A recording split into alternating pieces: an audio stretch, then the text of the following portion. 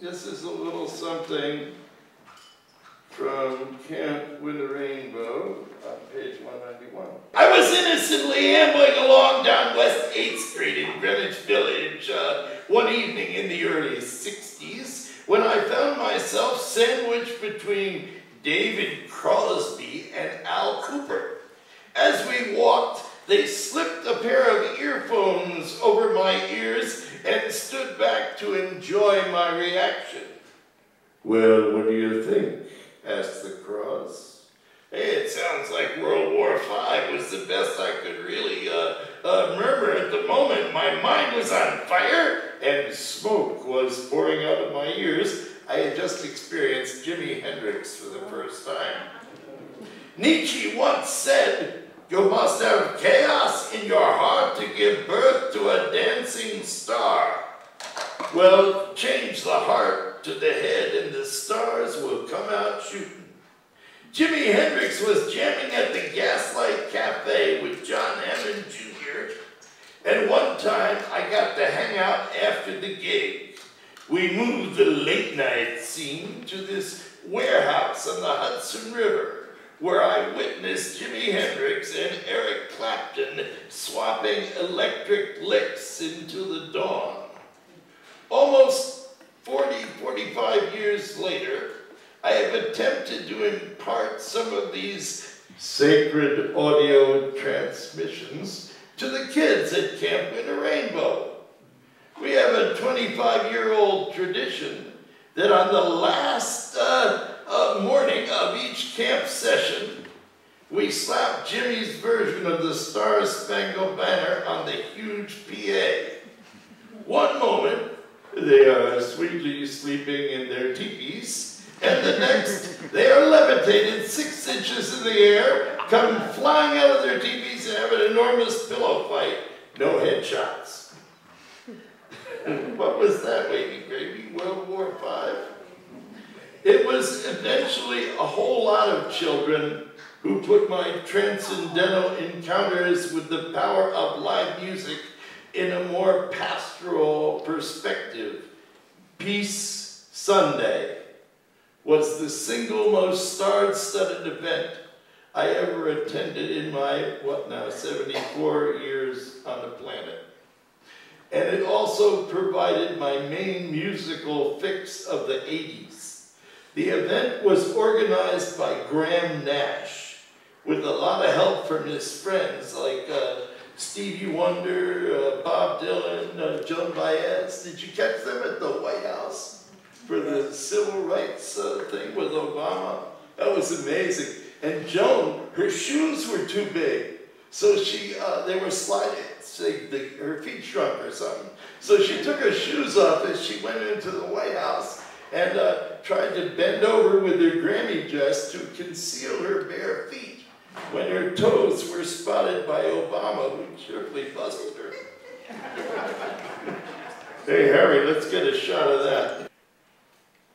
Somehow I was chosen to lead a parade of about 2,000 kids to kick off the afternoon's festivities in the Rose Bowl. It was a bit of a task. My marching orders snapped into focus like lemon juice on a hot radiator. That's how you make invisible ink, you know, with lemon juice. The illusion of dead presidents, infusion money by a patron of my madness, made my purchase of 2,000 kazoos a reality. We gathered with the children shortly after sunrise in peaceful Pasadena. With the assistance of a handful of Los Angeles hog farmers, I began to paint posters and faces as the kids arrived. It was an ordeal. 2,000 children tend to be a handful, and I am really relieved when Tom Campbell gives me the signal to assume parade formation in the tunnel leading into the Rose Bowl proper. It was then that I handed out the kazoos. The din that transpired easily eclipsed Jimi Hendrix's world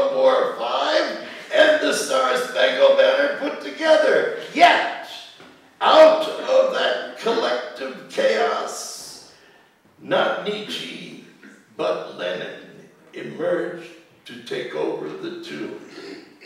We all felt him together, and 2,000 kazoos became one giant chant to give peace a chance. And we played it again and again in the tunnel, and the sound of our prayer traveled out to the four directions, encouraging our ancestors to attend and to witness all we are saying. By the time we actually were given our cue to enter the stadium, we had achieved critical goosebumps, and every hair in our bodies stood up at rigid attention. As we spilled out onto the playing field, the familiar medley merged with the audience and the cheers.